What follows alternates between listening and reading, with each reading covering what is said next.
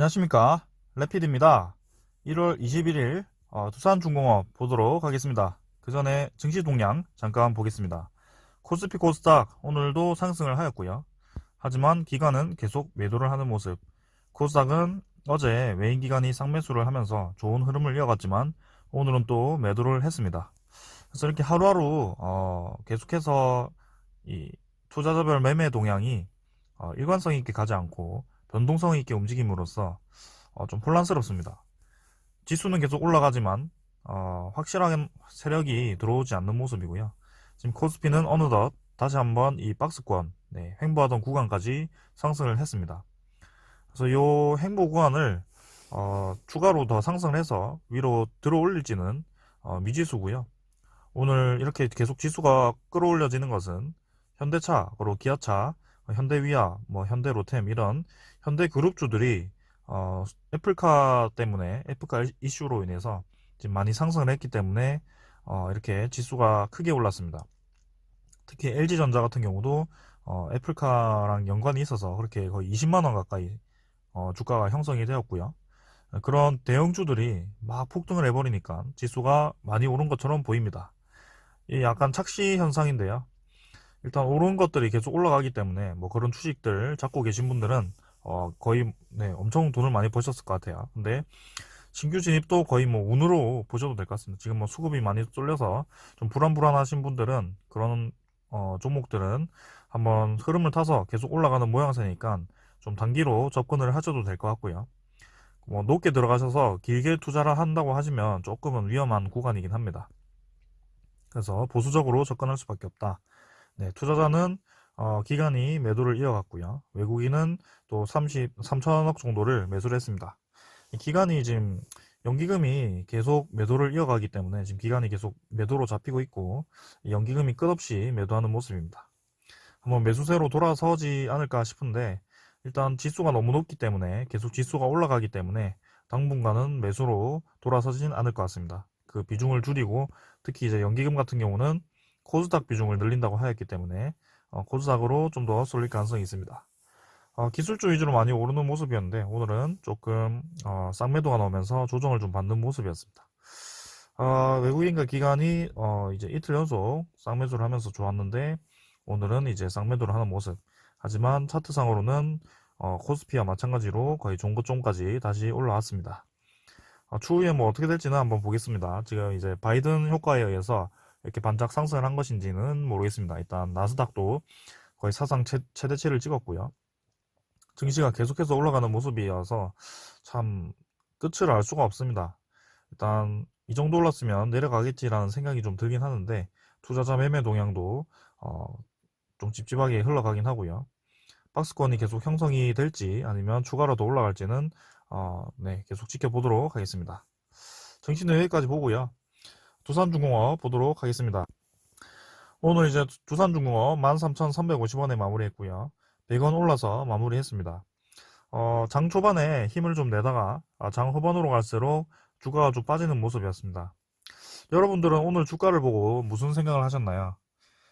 어떤 분들은 주가가 올랐다가 내려가니까 또 이제 잡주 느낌이 나서 욕하면서 손절을 하신 분들이 있을 거고 제 영상을 꾸준히 보신 분들이라면 쌍바닥 지점에서 더 이상 하락하지 않는 하방 경직성이 보임으로써 반등할 가능성을 보고 이제는 곧 상승하겠구나라고 생각을 하신 분들이 있을 겁니다. 일단 21선과 121선 이 수렴한 한 구간에서 강하게 한번 돌파를 시도하다가 오늘 이렇게 좀 내렸는데요. 이 내린 게 썩 기분 나쁜 하락은 아닙니다. 보통 한번 위로 맛을 보고 나서 상승시키는 경향이 많았기 때문에 두산중공업 추세를 계속 이어갈 것 같고요. 오늘 차트상으로는 크게 변동상이 없고 조만간 다시 한번 21선 위로 자리를 잡으러 나가지 않을까라는 생각입니다. 거래량은 조금 늘었지만 크게 많이 늘진 않았고 주봉상으로나 월봉상으로는 여전히 그냥 유효하게 움직이고 있습니다. 월봉상으로 이 60월봉선을 계속 지지하는 모습이고요. 이번 달은 원래 양봉으로 좀 길게 나갔으면 했는데 다음 달로 올라갈지 아니면 이번 달 말부터 해서 상승이 나올지는 좀 더 지켜봐야 될 것 같습니다.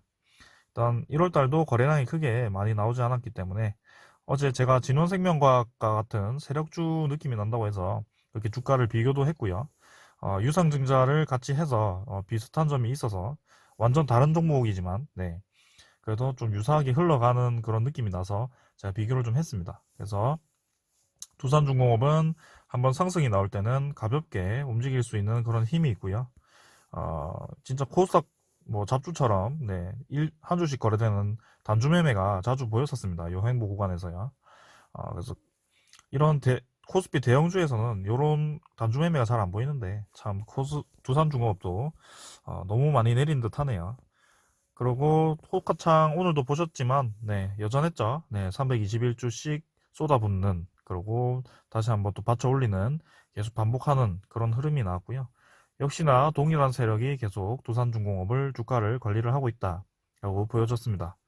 투자자는 볼까요? 네, 오늘 개인이 매도를 했고요. 기관과 외국인이 쌍매수를 했습니다. 어제 쌍매도한 것도 그대로 다 샀고요. 특히 이제 외국인이 다시 한번 좀 강하게 들어오는 모습이었습니다. 금융투자가 20만 주 정도 샀고요. 연기금이 드디어 매수세로 돌아섰네요. 네, 뭐 어떻게 계속 이어갈지는, 매수를 계속 이어갈지는 며칠 더 봐야 될 것 같고요. 이때도 하루 매수하고 그 뒤로 다시 매도를 이어가는 모습인데, 일단 위치상으로나 뭐 두산중공업의 흐름으로나 이제는 조금 매수세로 돌아서야 할 것 같습니다. 근데 연기금은 코스피를 계속 매도를 하고 있는 입장이어서 두산중공업을 추가로 매수할지는 네, 모르겠네요. 일단 네, 매수세로 둘 다 돌아선 것은 긍정적이고요. 외국인 지분이 네, 지금 18만 주로 잡혀 있는데 장외에는 어떻게 됐을지 좀 이따가 살펴보도록 하겠습니다. 네, 시간에도 13,450원으로 100원 올라서 마무리했고요. 내일도 추가 상승이 나올 가능성이 높아 보입니다. 네, 차트는 여기까지 보고 오늘 이제 공매도 정보를 좀 보도록 하겠습니다. 공매도 정보를 보면 오늘 두산중공업 공매도 상한이 이루어졌고요. 역시나 이제 바닥을 잘 다지고 나서 네, 바닥 내려갈 때까지는 공매도 잔고가 증가를 하는 모습이었는데 바닥 근처에서는 또 공매도 잔고를 감소시키면서 주가를 끌어올릴 준비를 하고 있습니다. 지금 계속해서 네, 160만 주, 뭐 100 후반대 주에서 네, 100 초반대까지, 100 중반이죠. 공매도 잔고를 늘렸다가 줄였다가 반복을 하면서 박스권을 이어가는 모습이고요. 그런 와중에 물량을 매집하는 것으로 좀 보입니다. 그래서 두산중공업, 진원생명과학과 같은 세력주 느낌이 확실히 나고 있고요. 저는 한번 상승 다시 하면 개인이 못 따라붙을 정도로 강하게 상승할 가능성이 높다고 봅니다. 그래서 2만원은 생각보다 빨리 도달할 수도 있습니다. 네, 그 시작이 문제지 시작을 한번 하면 굉장히 빠르게 도달할 수 있을 것 같다라는 생각입니다. 네, 그래서 지금 폭발 직전으로 느껴지고 공매도 잔고는 계속 감소할 것으로 보여집니다. 지금 공매도 거래량이 확 줄었죠. 네, 이때랑 완전 사뭇 다릅니다. 네, 그러고 이제 아까 제가 말씀드린 두산중공업의 외국인 네, 지분을 좀 볼까요? 오늘 투자자 말고 상세를 보면요. 외국인이 전일 아까 보았을 때 데이터가 9만 주였나 8만 주 매도했는데 전일에는 시간 외에 또 사서 마이너스 3만 6천 원으로 마감했고요. 오늘 이제 추정 18만 주였는데 또 당일은 38만 주로 잡혔습니다. 그러니까 마지막에 다 끌어모은 거예요. 이런 식으로 이제 외국인이 물량을 서서히 매집하기 시작했고요. 다시 제가 계속 강조드린 것은 외국인 물량이 크게 감소하지 않는 선에서 이 횡보 구간에서 계속 외국인 지분은 늘었습니다. 그리고 주가가 하락하는 중에도 외국인 지분은 크게 감소하지 않았습니다. 기간 지분이 좀 감소하긴 했으나 이미 이전에 크게 들어온 지분이 있기 때문에 이 높은 데서 들어왔던 이 지분은 그대로 살아있는 거고요. 이때 들어온 것을 지금 나왔다고 보시면 될 것 같습니다. 그래서 연기금과 같은 뭐 금융투자 같은 지수가 많이 올라서 좀 지분 관리를 좀 해야 되는 그런 투자자들이 좀 쏟아부었다고 보고요. 그런 네, 유상증자에 의해서 풀린 그런 유증 물량이 좀 소화되는 과정이었다고 보셔도 될 것 같습니다. 그래서 많이 이제 매도를 했기 때문에 이제는 서서히 주가가 상승할 때가 되었다고 봅니다. 그래서 지금 집계를 좀 볼까요? 이때가 8월 31일이거든요. 네. 15,000원대로 진입한 게 8월 31일인데요. 그때부터 해서 지금 외국인과 기관이 얼마나 매수하고 매도했는지 한번 누적으로 보도록 하겠습니다. 아유, 여기가 아니네요. 네, 다시 한번 8월 31일 보면요. 지금까지 1200만 주 외국인이 매수를 했고 기간도 70만 주 매수로 잡혀 있습니다. 그러니까 8월부터 해서 1월까지 둘 다 쌍매수를 했고요. 지금 기관 같은 경우는 순매수가 이제 700만 주까지 잡혔다가 11월 달부터 해서 물량을 좀 정리하는 바람에 이렇게 좀 많이 줄어온 모습입니다. 그 중에 이제 금융투자가 가장 많이 팔았고요. 금융투자는 유상증자를 통해서 신주권 인수 매매를 굉장히 많이 했죠. 그래서 그만큼 매도를 많이 한 것 같습니다. 그리고 보험 같은 경우는 플러스고 투시는 거의 보합이고요. 사모펀드도 이렇게 마이너스로 했고 은행도 거의 보합이고 연기금이 이제 많이 매수를 했죠. 최근에는 이제 전체 지수 지분을 낮추면서 같이 좀 나간 것 같고요.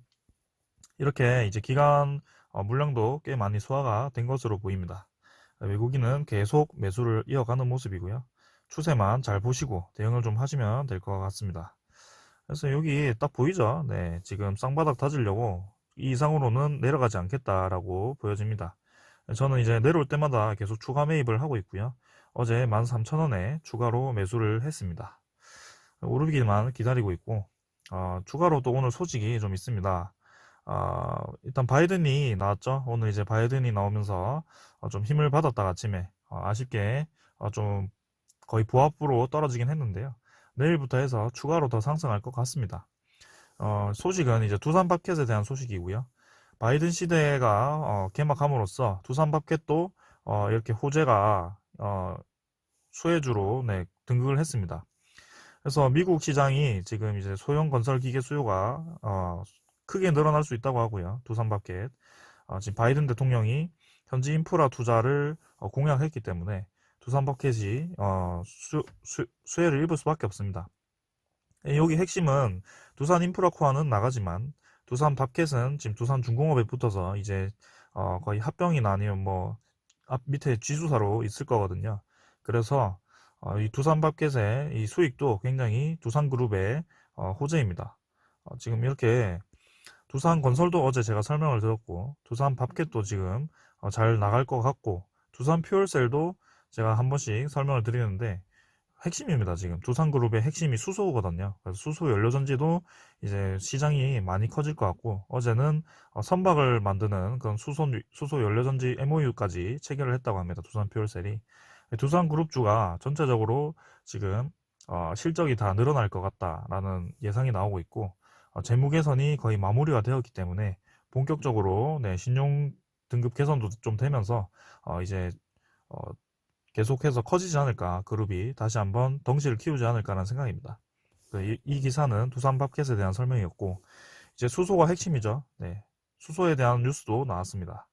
평택에 이제 하루 6,000대 충전 액합 수소 플랜트를 짓는다고 합니다. 이제 수소 경제가 본격화되고 있습니다. 그린 수소 얼마 전에 이틀 전인가요?